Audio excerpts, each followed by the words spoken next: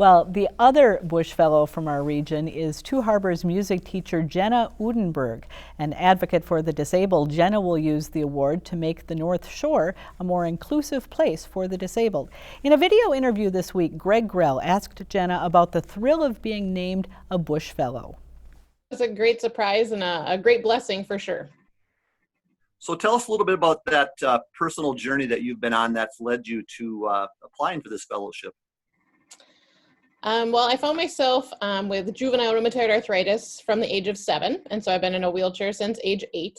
And so depending on where my medical stuff found me throughout my whole lifetime, I've had to advocate for myself and for others. My kind of my main goal and mantra, for lack of better words, is that I always want to leave life better for people that come behind me. So in trying to advocate for myself and for others, I've just really learned some lessons of how to interact with others, how to interact with my story, how to make my story come alive so people understand that trying to have barrier-free living for everyone is really important, and that it's not just something that the disabled community needs to champion, but we all need to champion it together, because barrier-free living helps everyone and makes everything more universally designed, and it also just makes everybody feel like this is their community and this is their home, and they have a voice in how life can be lived for them and with them and for their families. Tell us a little bit about when you learned that applying for this Bush Fellowship might be a way for you to continue that growth and that process for you. So I'm a Blandon alum from the Blandon Community Leadership Program from 2017. And so that was a great kind of jumpstart into learning more about myself, learning how community works, learning how to really advocate for lots of different things in our communities, and building a good, we call it our Blandon family, because our cohort was just really synchronous and being together and having common passions. And so that was the jump start. And so then I was selected with some other Blandon alum from that cohort to go down to BushCon.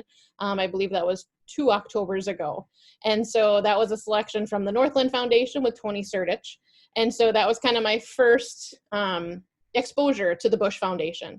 And then from there, I had heard about the Bush Fellowship, but didn't really, for lack of better words, I didn't believe in myself enough to be like, really, I could become a fellow. And so through a conversation with Tony Surdich, she connected me with Lori Jonatopoulos and Sue Hakes, and they're both former Bush Fellows. And so they've been great mentors in this process. And so just their encouragement and their belief, and me just becoming more and more passionate about wanting to see the North Shore and Two Harbors becoming more barrier-free, physically and attitudinally, to increase the quality of life for those that live here, but then also those that visit.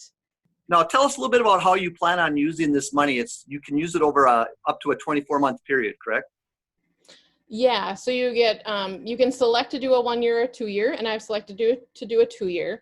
My main focuses are going to be trying to enhance my leadership skills. So I'm going to be working on some different certificates, primarily online due to COVID and those situations that we find ourselves in, but really developing my skills for communication, my skills for organization, and building a team to really make this happen.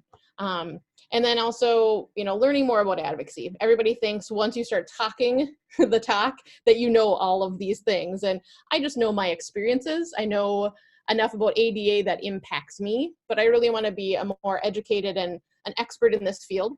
And then also for me, being a full-time educator, self-care is something that's really hard. We as teachers always give above and beyond what sometimes we are able to do. So it's going to be a great self-exploration journey for me too, to really dig deep and find what really are the inner workings of how I work, and what are the types of personalities and teammates and the assets and strengths and skill sets that they have that we can work together to make this a reality.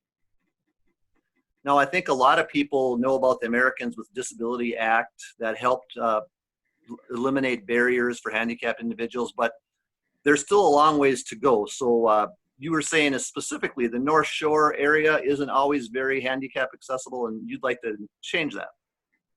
Yeah, and so those that are familiar with the ADA, they know that, you know, there's these laws and policies that are put in place, but so often there's not funding, right? So you're told that you have to have push buttons for doors, or you need to have an accessible bathroom, or you need to have a unisex bathroom.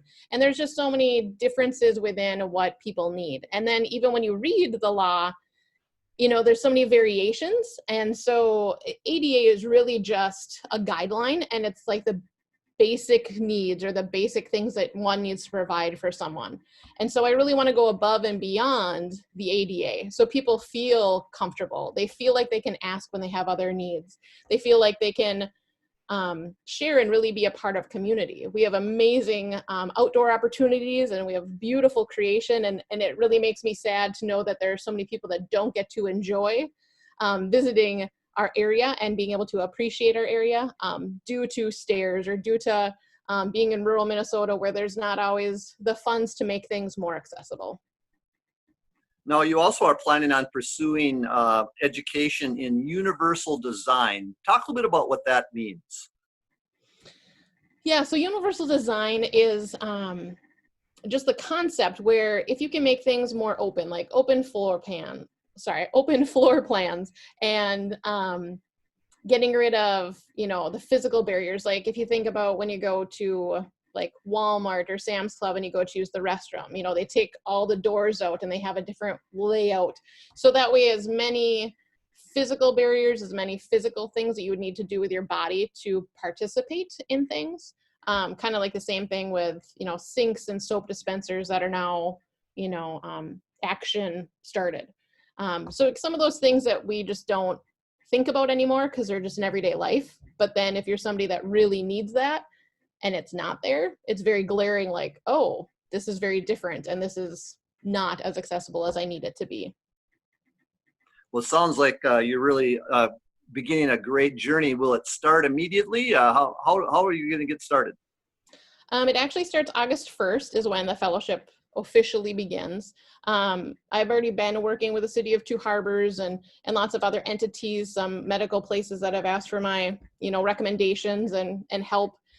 So I'm kind of just continuing some of the work that I've already begun, but I'm super excited for August 1st when I can jump into more of the learning and doing these certificate, you know, programs, as well as building relationships with our smaller business community and the hospitality world, and just really these things that I've been writing about for this last year in this application process really coming to fruition, and meeting the other Bush Fellows and getting to hear about their passion projects and the things that they're also going to be using their fellowships for. I think it's going to be a great experience.